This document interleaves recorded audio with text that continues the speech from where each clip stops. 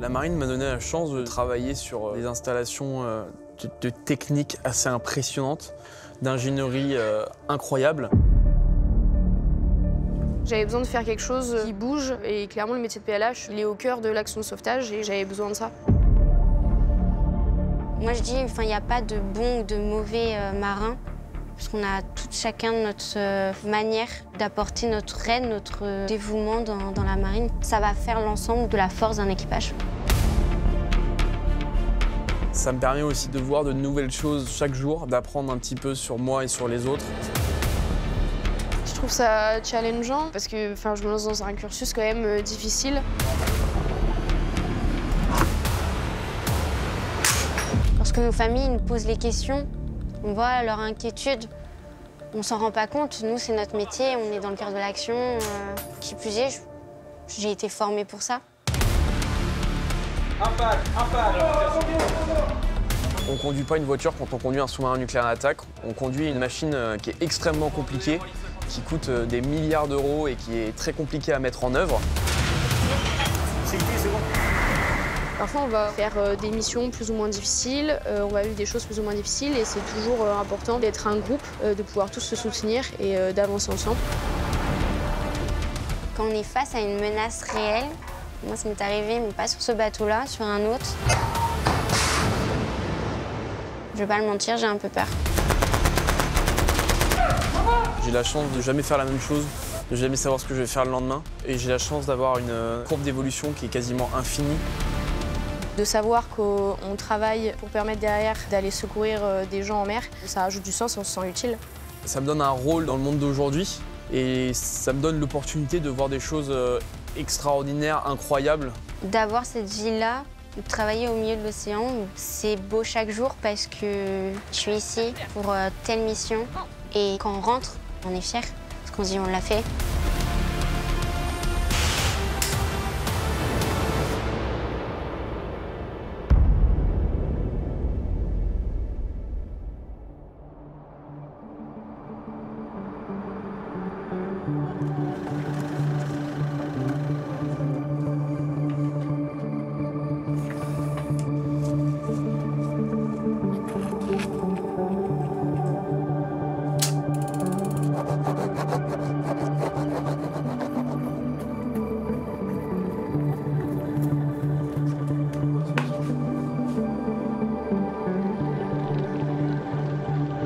Je suis très attachée à la mer, je vis au rythme des marées, du vent, des vagues.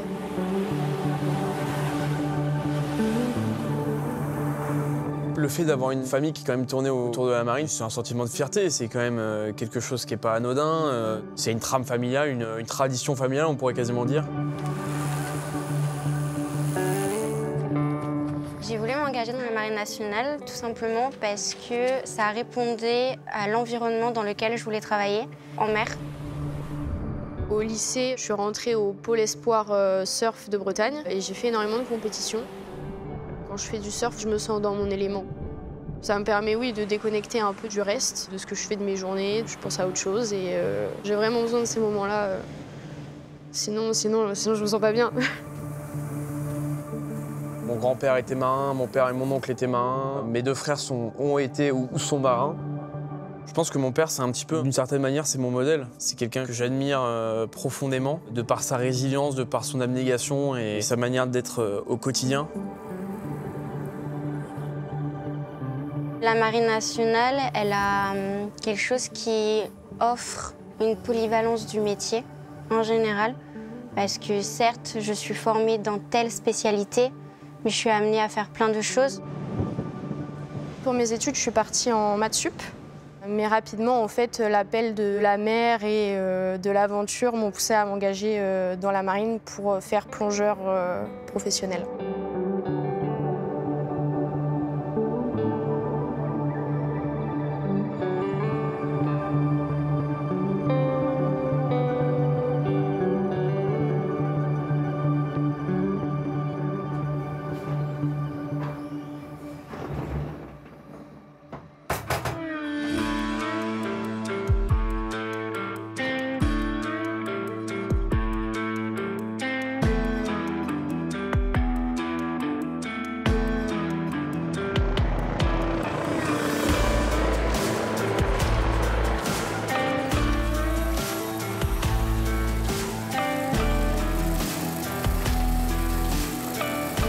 je suis entrée dans la marine en 2020. J'ai commencé par 3 ans d'affectation à l'école de plongée.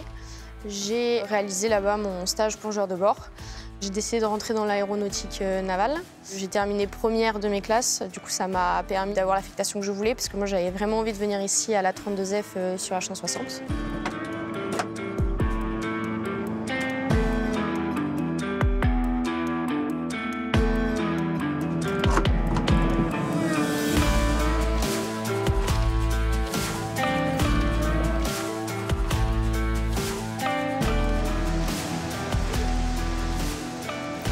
Salut! Salut Ozone, tiens, tu tombes bien, j'ai une petite manip pour toi si ça t'intéresse. Ouais, carrément.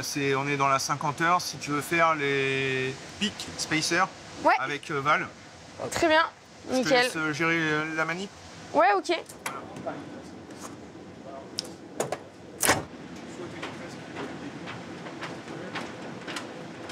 Quand on arrive en unité, du coup, on se spécialise vraiment sur un type de machine.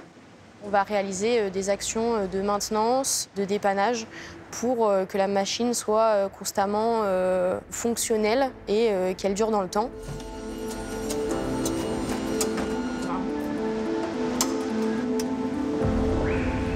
J'y vais. 3, 5, 4, stop.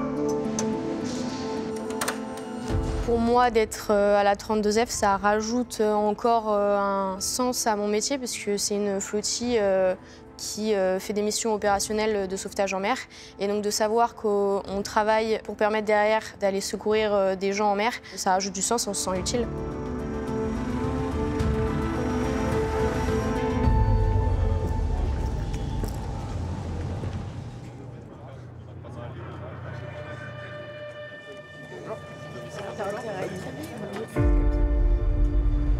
Ensemble, repos. Communication du capitaine d'armes. Bonjour à tous. Là, on va reprendre la mer, d'accord? Donc on reprend les bonnes habitudes. On reprend les bonnes tenues. C'est une sortie qui est assez courte. On rentre vendredi en début d'après-midi.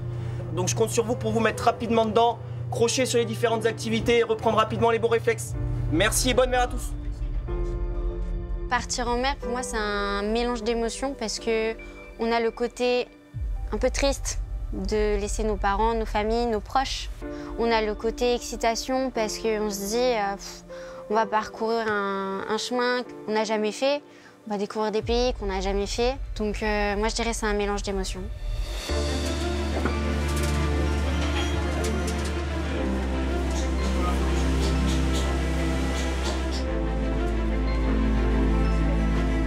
Celle de la peau, ça va là. C'est pas donné à tout le monde d'avoir un peu le courage de partir loin de ses proches, de partir un peu en terre inconnue ou un peu dans des situations où c'est un peu tendu. Mais on est vite rassuré. Si on a besoin d'aide, on peut toujours aller voir nos supérieurs ou un collègue avec qui on s'entend bien, appeler nos parents, nos conjoints, notre famille si besoin.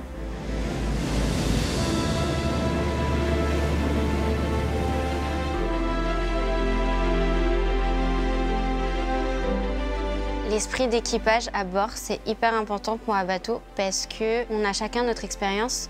Il y en a, ça fait 2 jours qu'ils sont rentrés dans la marine. D'autres, ça fait déjà 5 ans. Donc on apprend de leur expérience, on apprend de leur vécu et on se fait notre propre expérience nous-mêmes. Donc forcément, tout ça assemblé, c'est ce qui fait un équipage.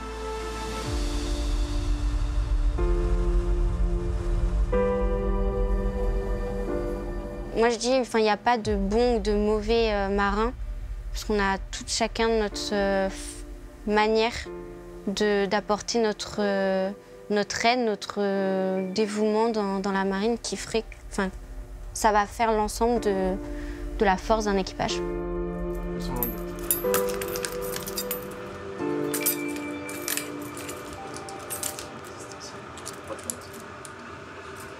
C'est bien, faut que je me penche comme ça. Ok. Tu vois, ça fait compliqué. Je prends mon arme. Je vais ouvrir. Regarde. En terre. Voilà, nickel. Je ramène sur l'arrière. Je mets ma sûreté. J'ouvre. je regarde, rien en chambre, je refaire, je claque.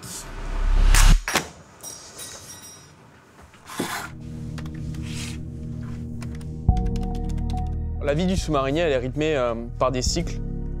Premièrement, ça va être l'entraînement. C'est une période d'environ 8 semaines. On va développer nos compétences, maintenir nos compétences et continuer à s'entraîner sur nos postes de quart via les simulateurs à l'école de navigation sous-marine.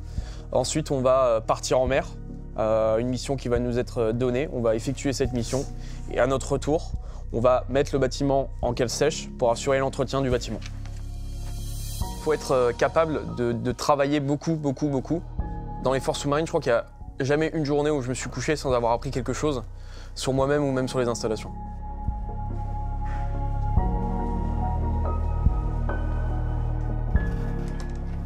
T'es sur quoi aujourd'hui là? 6 € à préparer pour la semaine prochaine.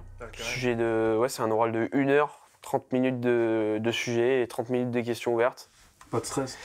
Si, un petit peu, mais stress positif. Il faut que ce soit du stress positif qui te permet de bien réviser et après voilà. Hein.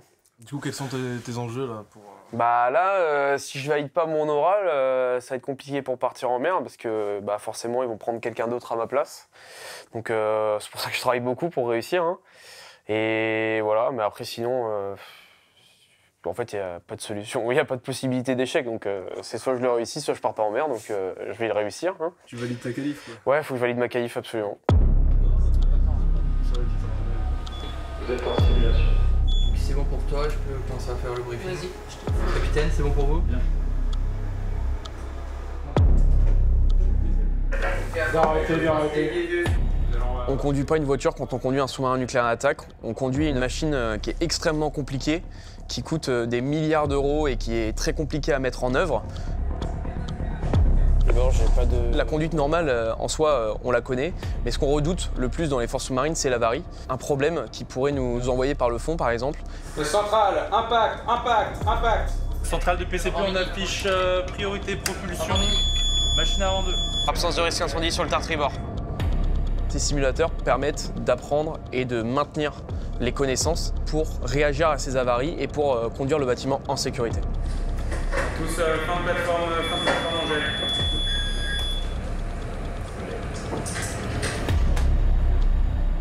L'entraide pour ce genre de formation, ce genre de travail est hyper important. Déjà, ça développe l'esprit d'équipage, ça développe la cohésion entre les personnes, mais surtout, ça permet que chacun apporte sa vision des choses. Si jamais quelqu'un a mieux compris quelque chose qu'un autre, ça permet de tirer vers le haut chacun et d'atteindre un niveau de compétence le plus élevé possible.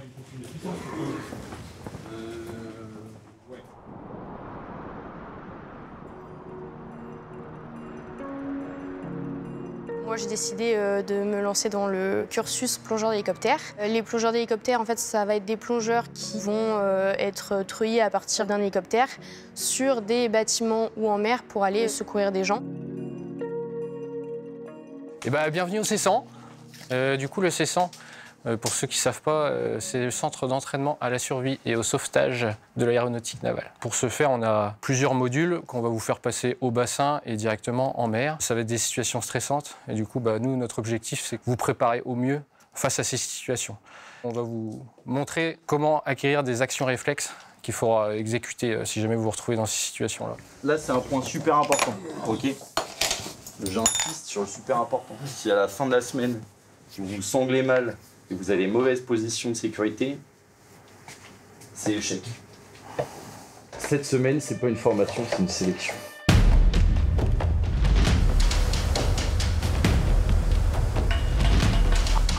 J'avais besoin de faire quelque chose qui bouge et clairement le métier de PLH, il est au cœur de l'action de sauvetage et moi j'avais besoin de ça.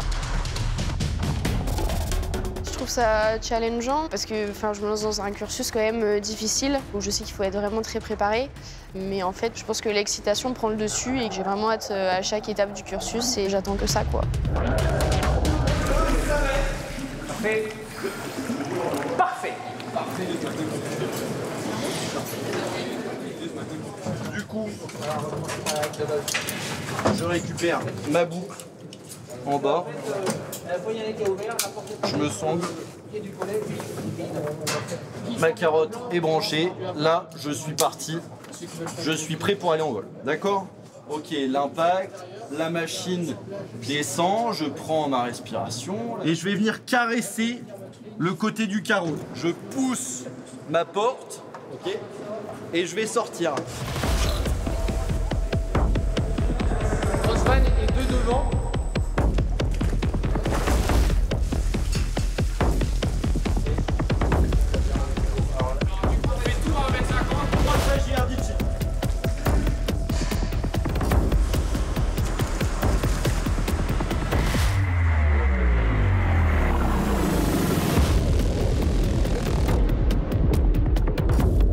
Quand on fait du coup la gloute pour la première fois, ça peut être un peu surprenant. Quand la gloute en fait se retourne, là on perd un petit peu nos repères.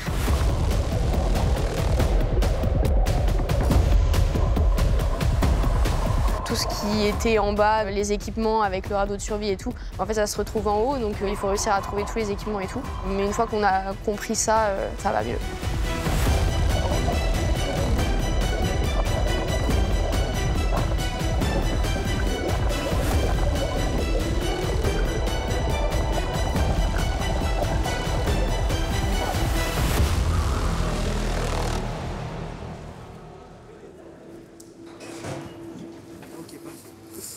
Vestiaire, je vous laisse sortir des vestiaires, je vous prête tout. C'est-à-dire que vous sortez juste chaussettes par-dessus les TPV, accessoires à poste, et vous laissez montre connectée, portable, vestiaire, ok?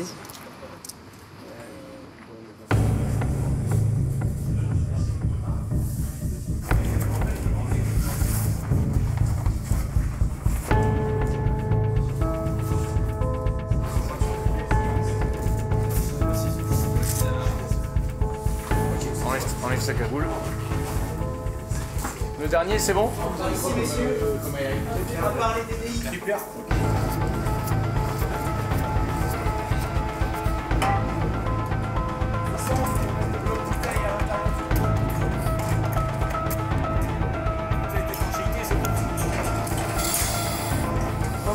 Si t'entends pas de fuite, c'est que c'est bon, t'es bon. Ok, t'as bloqué ta respiration? Impeccable. Allez, tu débranches.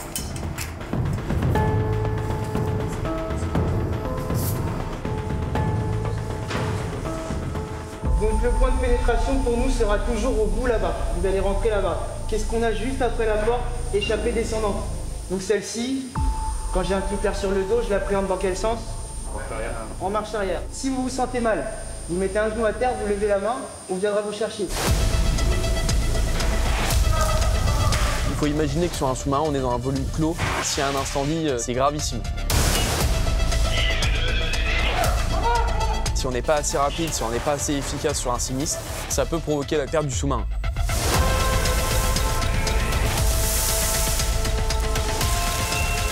Faire ce genre de TP, ça nous permet d'être plus compétent possible, d'être le plus efficace possible une fois devant le sinistre à bord.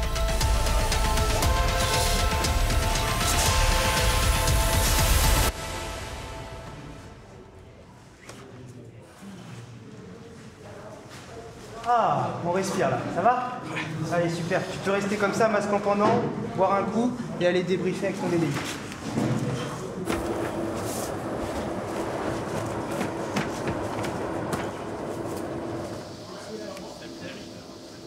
À l'intérieur, il faut juste simplement essayer d'aller un petit peu plus rapidement, d'être prééquipé par exemple. Là, on gagne vraiment des secondes précieuses.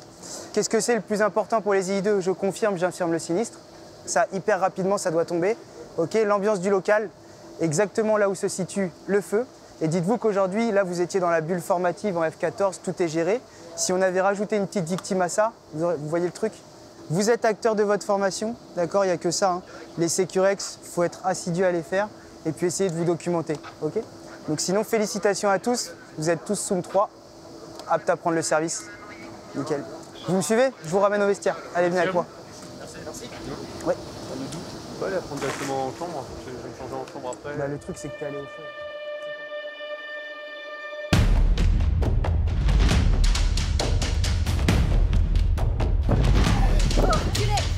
J'ai reculé. Allez, mets de la puissance. Vas-y, énerve-toi. Direct. Circulaire.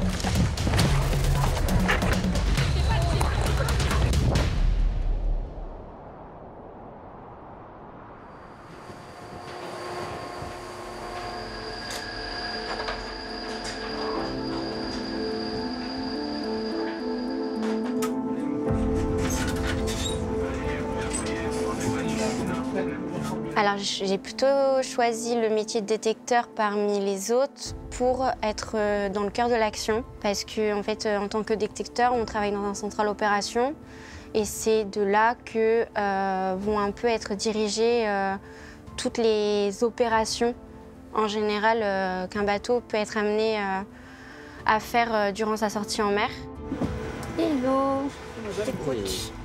Alors, sur le scope, on a pas mal de pistes, on a beaucoup de pêcheurs. Ok. On a des porte-containers. Là, les zones pour le manœuvre avec l'hélicoptère qui sont rentrés. Il y a un petit peu un côté renseignement, rechercher, se poser des questions, essayer d'être en contact avec d'autres bateaux et aussi pas forcément que des bateaux d'ailleurs, ça peut être des sous-marins comme des aéronefs. Nous avons le Panthère qui arrive. Il est parti de hier il y a 2 minutes et il arrivera sur nous dans 5 minutes.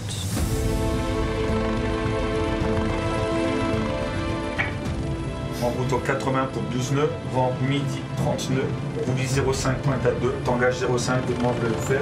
Hop.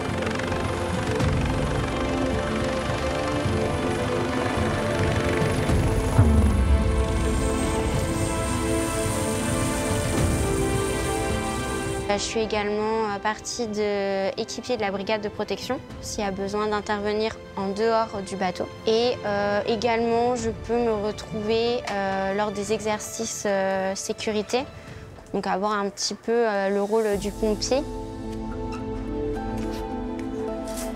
Je suis parée. Je peux également faire un peu de l'artillerie, car je suis formée et stagiaire 12-7 mm. On tire de 50 cartouches dès que paraît. Ouvrez le feu!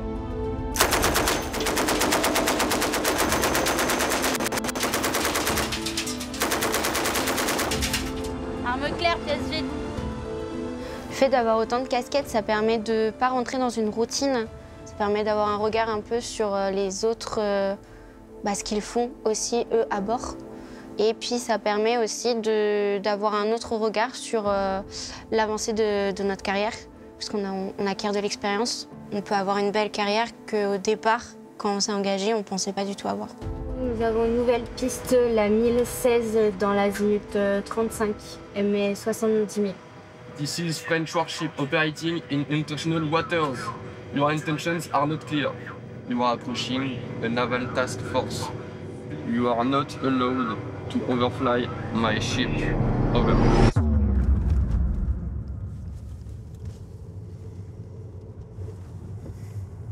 Mon frère est pilote de chasse sur le porte-avions Charles de Gaulle. J'ai pas la chance de voir souvent mon frère, puisque lui est en Bretagne et que moi je suis à Toulon. Donc nécessairement, il y a un éloignement d'environ 1000 km. Donc du coup, dès que j'ai l'opportunité de le voir, même si c'est pour quelques minutes, j'en profite. Voilà, cette fois-ci, j'ai pas pu le voir, mais j'ai au moins pu passer un moment avec mon père et de voir mon frère en quelque sorte.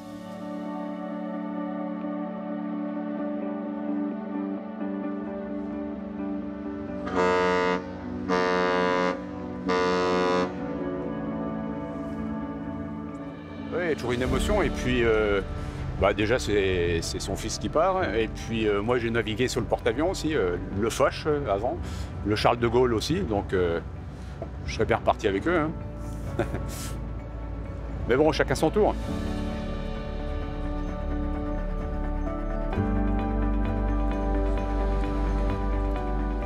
Le porte-avions, c'est une machine fascinante en fait. C'est une petite ville qui est un aéroport. C'est une centrale nucléaire. C'est 2000 personnes qui se croisent, c'est une fourmilière. Ça vit jour et nuit en permanence.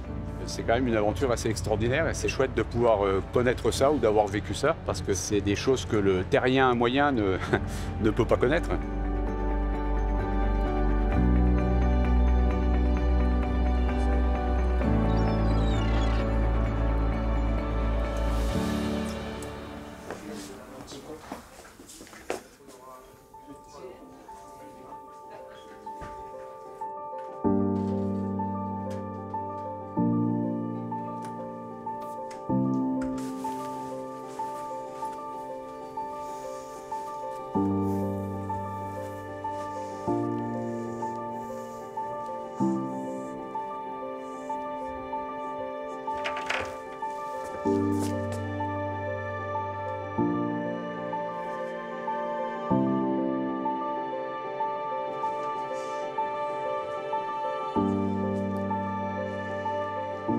à tous, c'est Oumet mécatronicien, adjoint section Tarmep de la machine du Duguay 3 en rouge. Ça va être mon troisième cycle sur sous-main type Barracuda. Et aujourd'hui, je vous présente le thème numéro 2 dans le cadre de l'obtention de ma formation de rondier machine. L'oral, il a pour objectif de prouver qu'on est capable de comprendre comment fonctionne la machine, comprendre comment réagir aux avaries, tout en restant en sécurité vis-à-vis de soi-même. Vous parlez des incondensables, là, vous êtes capable de me citer un incondensable? L'oxygène. Il proviendrait d'où? L'oxygène, il peut provenir simplement d'une entrée d'air sur le circuit. Et quelle vanne qui doit s'isoler alors si jamais... MR11, MR10, MR12 si je suis à bâbord. Voilà. Non, en fait, je me prends la tête. Je suis assez satisfait de mon oral. Maintenant, il y a toujours des choses qu'on peut améliorer, qu'on peut modifier pour devenir meilleur. Mais l'oral est validé par l'école. Donc je vais pouvoir naviguer dans mon poste de rondier machine. On demande de sortir. Merci.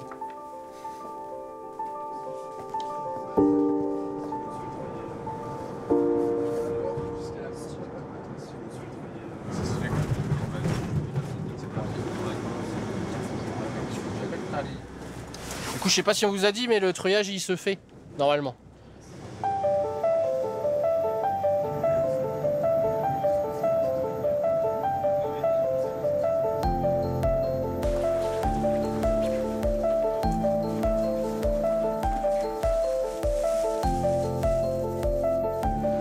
On vient saisir la ligne de vie, on vient saisir la sangle pour pouvoir le retourner. L'hélico va se présenter, va descendre un faux bras. C'est un boot avec un lest au bout, de manière à toujours garder une liaison avec vous.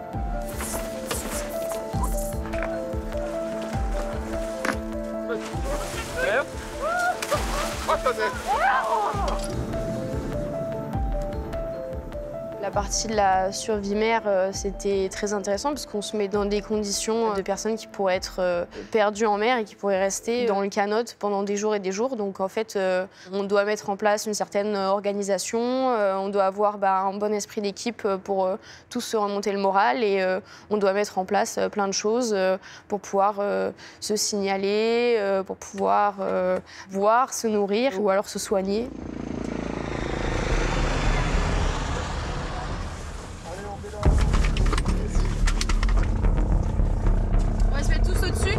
Pour moi, l'esprit d'équipe, c'est super important parce que parfois, on va faire des missions plus ou moins difficiles, on va vivre des choses plus ou moins difficiles et c'est toujours important d'être un groupe, de pouvoir tous se soutenir et d'avancer ensemble et ça se passe beaucoup mieux, quoi.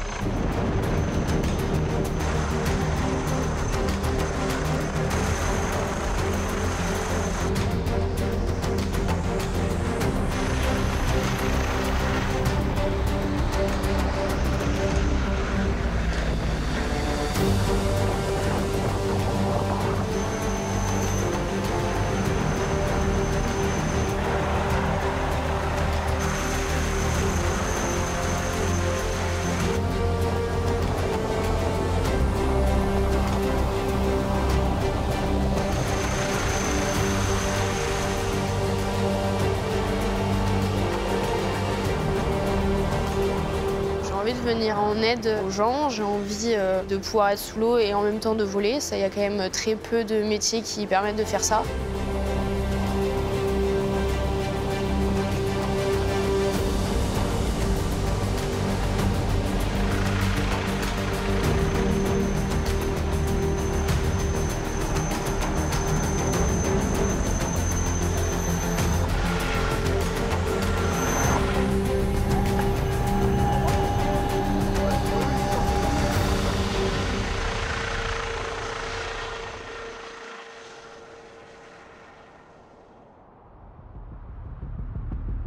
Lorsque nos familles nous posent les questions, on voit leur inquiétude. On s'en rend pas compte. Nous, c'est notre métier, on est dans le cœur de l'action. J'aide mon pays, je protège les miens. J'ai été formée pour ça. Alpha Whiskey, this is Golf Tango, New Bogey 1016, now suspect based on Sierra 3. Suspect 1016, over. Nous avons actuellement une piste d'intérêt. Le suspect 10-16. This is French warship. Your intentions are not clear. Alter course immediately to north to main clear of me. Over. You are in my territorial water. Go away immediately. Over. On effectue le warning 2 sur la piste, on rencontre Alpha Whisky. Danger à un jaune, tir sur ordre. Classifié suspect. Reconnu 100 mm, azimut 248, 14 mm en rapprochement, poursuite stable. You are approaching a position. You are flying an attack profile with my weapon and lock on you. Turn away immediately to north. Over. 19 mm. 18 mm, poursuite stable. J'approvisionne la tourelle de 3 OP.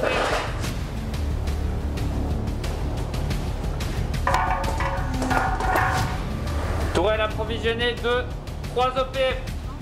En rapprochement, tourelle approvisionnée. Reçu ma priorité, la 1020 en ratel sur notre position. On effectue le warning 3. You are flying an attack profile. My weapon and lock on you. Turn away immediately to south. Quand on est face à une menace réelle, j'ai le stress. Moi, j'ai un peu peur. Je vais pas le mentir, j'ai un peu peur. On se dit, mince, est-ce qu'il va avoir des impacts sur le bateau? Est-ce que ça va avoir un impact sur nous, les marins? On ne sait pas. La piste suspecte, tir restreint. 9 mm. Couplage tourelle. Couplage tourelle, 8 mm. Couplage tourelle, 9 mm. Chef du cas, vous avez des flares passerelles pour un tir C à 100 mm, 150 ou 300. En garde sur l'embarcation, coque rouge, tribord 4. Pour un tir d'avertissement, allez! Allez, la piste est classifiée hostile 27-72. 7 mm. 5 mm. Commandant tir restreint. Allez, tir restreint. Tir restreint, première alim. Première alim effectuée. Premier mètre alerte. Alerte. 4 coups partis, pièce vide, arrêt pointage. 1700 mètres. Tir interdit. À 10-17 à braquer. On se concentre sur les missiles. Reconnu Crotal. Reçu, reconnu Crotal. French warship, go away immediately. This is my last call to over. This is a French warship. You are flying an attack profile. My weapons and lock on you. Turn away immediately to east. Over. Un missile parti, un missile en vol. Tir restreint et suspect. Allez, tir restreint. 100 mm alerte, première alim. Première alim effectuée, 100 mm alerte. Missile détruit. À tous ceux qui ont plus de pistes d'intérêt au scope, le Gepard reprend sa route. On est face à une menace, ok, mais je suis calme. Je sais ce que j'ai à faire. Et on est une équipe, donc ça va bien se passer. Ça donne un petit côté, comment je pourrais dire ça, d'adrénaline. Pur et dur. Vraiment, c'est ça qui fait que... Après, il faut aimer. Il faut aimer un peu de l'action, il ne faut pas rester dans son confort et tout ça, bien sûr. Mais c'est quelque chose qui est hors du commun.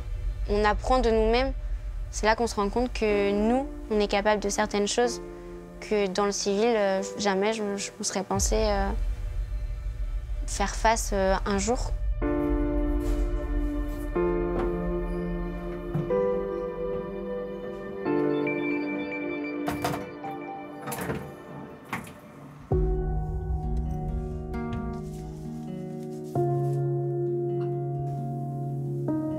Participer à ces missions, pour moi, ça donne un petit peu un sens à ma vie. Ça me donne un rôle dans le monde d'aujourd'hui. Depuis que je suis rentrée dans la marine, oui, j'ai beaucoup évolué dans le sens personnel du côté maturité. Parce qu'on est amené à être tout seul, amené à être soi-même quand même, à se prendre en main. Ça a renforcé encore un peu mon esprit d'équipe et puis ça m'a appris aussi la patience quand même. Moi, j'aimerais bien devenir à moyen terme opérateur réacteur nucléaire et surtout continuer à aimer mon métier, continuer à me développer, que ce soit professionnellement parlant ou plus personnellement parlant, devenir quelqu'un d'accompli en somme. La marine, c'est une famille. On sait tout ce que ça fait d'embarquer, où on est en fait en effectif restreint pendant des jours et des jours. Ça permet de... En fait, c'est une ambiance qu'il n'y a que nous qui connaissons. Ma famille, elle a un regard de fierté, de courage et de soutien. Je sais que si j'ai besoin, ils sont là. Ils savent le rythme que ça peut entraîner. La tension, le stress, c'est pas rien. Donc ils sont assez respectueux. Je pense que mes parents sont contents, ils sont fiers. Surtout, ils voient que je me lance vraiment dans une voie qui me correspond. La marine, ça représente quoi pour moi? Ça représente, je dirais, quelque chose d'important qu'il ne faut pas prendre à la légère parce que c'est ce qui gère un peu la sécurité de notre pays et qu'on a besoin de s'entraider tous.